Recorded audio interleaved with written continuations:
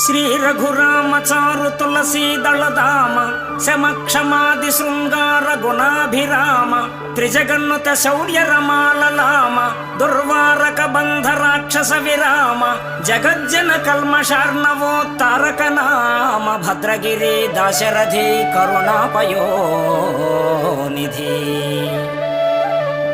జీవన శిరోభాగాన ధర్మమే మకుటంగా ధరించిన రఘువంశ సంజాతుడవైన ఓ రామ,